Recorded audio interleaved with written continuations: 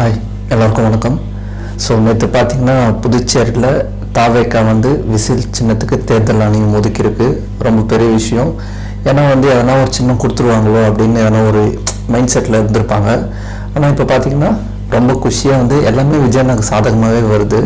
எவ்வளோ தான் எதிர்த்தாலும் விஜயண்ணா நல்ல மனசுக்கு அது எப்பவுமே கரெக்டாக தான் இருக்குன்றது ஒரு வாட்டி ப்ரூவ் பண்ணிட்டு தான் இருக்காங்க. ஏன்னா இப்போ வேறு கட்சியாக இருந்தால் நாவும் அந்த தலைவரே நாவன்னு பேசி அதை நான் வளன்னு பேசி, but விஜயண்ணா so simple silent.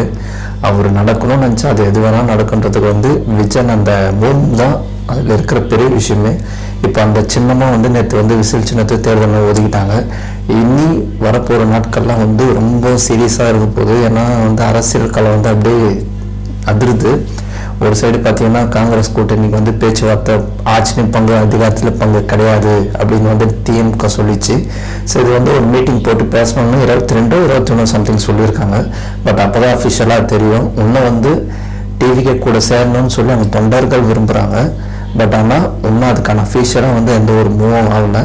So இன்னும் கொஞ்ச நாளில் அதுக்கான ரிசல்ட்டு தெரிஞ்சிடும். இப்போ நிறைய பேர் என்ன சொல்கிறாங்கன்னா திமுகவும் காங்கிரஸ் தான் கூட்டணியாக இருக்கும். ஏன்னா காங்கிரஸ் விட்டு திமுக வராது, அவங்க என்ன சொன்னாலும் கேட்டுன்னு தான் இருப்பாங்க அப்படின்னு சொல்கிறாங்க. இன்னொரு சைடு என்னன்னா இல்லை தொண்டர்கள் விருப்பப்படி தான் ராகுல் காந்தி கேட்பாரு, கண்டிப்பாக டிவி கேட்க வருவாங்கன்னு சொல்லி இது மாதிரி ஒரு இந்த சைடு இந்த சைடு பேசுகிறாங்க. பட் அஃபிஷியலாக என்னன்றது இன்னும் கொஞ்ச நாளில் தெரியும்.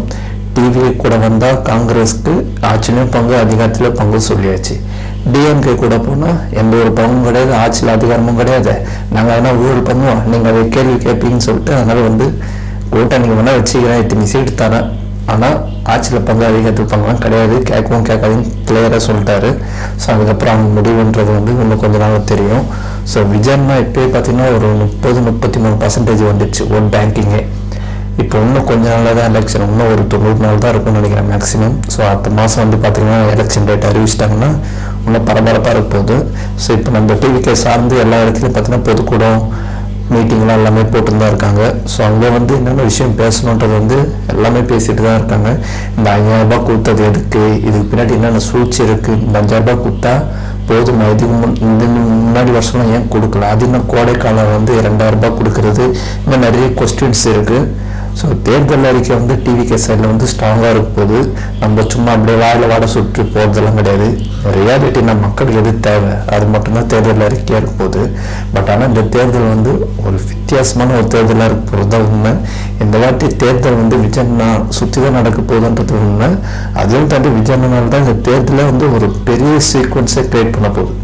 இத்தனை வருஷம் இருக்கும்போது தேர்தல் ஏடிஎம்கே டிஎம்கே இத்தனை மாற்றி மாற்றி போட்டிருந்தோம். இதுக்கப்புறம் இந்த தேர்தல் தான் இதுதான் உண்மையான தேர்தலாக இருக்க போகுது.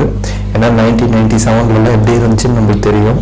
ஸோ அந்த மாதிரி தேர்தல்லாம் எப்படி இருக்க போகுதுன்னு இந்த வருஷம் நம்ம பார்க்க போகிறோம். ஏன்னா அந்த வருஷம் நம்ம பார்க்கல, இந்த வருஷம் நம்ம பார்க்க போகிறோம். ஸோ யாருக்கு போட போகிறோன்றது தமிழக மக்களுக்கு தெரியும். ஸோ இன்னும் கொஞ்ச நாள் தான். ஸோ பிடிச்சிட்டு என்னென்ன பண்ணுறாங்க, இதுக்கு இன்னும் அழிச்சிட்டே பண்ணுவாங்க. இது இப்போ இன்னும் ஸ்டார்ட் ஆகிடும். ஏன்னா இப்போ கொஞ்சம் கொஞ்சமாக அப்படி ஸ்டார்ட் பண்ணிட்டு வராங்க. ஸோ என்னை பொறுத்த வரைக்கும் ஒரு ஆட்சி மாற்றம் வேணும்னா விஜயண்ணா வந்தால் மட்டும்தான் முடியும். அவர் செய்கிறாரு செய்யலாம் செகண்டரி.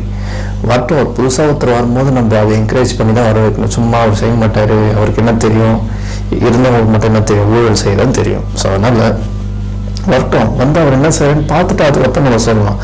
வராது முன்னே இவர் செய்ய மாட்டாரா எப்படி. ஏன்னா அவர் இப்போ அரசியல் செய்யலை, அவர் அப்பத்துலேருந்தே மக்கள் இயக்கம் விஜய் நற்பணி மன்றங்கள் தான் ஆரம்பிச்சுக்கிறாரு. ஸோ இந்த புதுச்சேரியில் விசில் கொடுத்தது பார்த்திங்கன்னா ஒரு பெரிய ஒரு எல்லா கட்சியும் ஒரு ஷாக்கில் இருக்காங்க. எப்படி இவருக்கு மட்டும் எல்லாமே ஈஸியாக கிடச்சிது, விசில் சின்னம் கிடச்சிதுன்னு.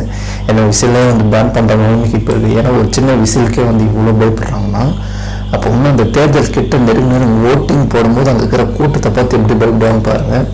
ஸோ இது இன்னும் கொஞ்ச நாள் தான். ஸோ தேர்தல் டேட் அறிவிச்சிட்டாங்கன்னா இன்னும் தீமாக இருக்கும் போது அரசியல். இன்னும் விஜயண்ணா நிறைய ஊருக்கு போக வேண்டியது இருக்குது, பிரச்சாரம் இருக்குது, மாநாடுகள்லாம் இருக்குது. அது எனக்கு தெரிஞ்சு மார்ச் மாதத்துலேருந்து ஸ்டார்ட் ஆகிடும். இன்னும் ஒரு 2-3 நாளில் கூட ஏதோ ஒரு மீட்டிங் மாதிரி சொல்லியிருக்காங்க. ஸோ வெயிட் பண்ணி பார்க்கலாம். கண்டிப்பாக இந்த தேர்தல் ஒரு புதிய தேர்தலாக இருக்கும், ஒரு புதிய ஆட்சியாக இருக்கும். எந்த ஒரு பயமும் இல்லாமல் பெண்கள் நடமாடுறன்ற நம்பிக்கை எல்லாருக்குமே வரும். ஸோ இந்த ஆட்சி திமுகவை வீழ்த்தது மட்டும்தான், டிவிக்கே விஜயண்ணாவை உட்கார வைக்கிறது மட்டும்தான். ஸோ இன்னும் கொஞ்ச நாள் தான். என்ன நடக்குதுன்னு பார்த்துடலாம். வெயிட் பண்ணி பாருங்கள். இந்த தேர்தல் வந்து வேற மாதிரி இருக்க போது. விஜயனா சொன்னதான் கான்ஃபிடென்ட்டாக இருங்க, அதுதான் நம்ம சொல்லணும். நல்லதே நடக்கும், வெற்றி நிச்சயம். தேங்க்யூ.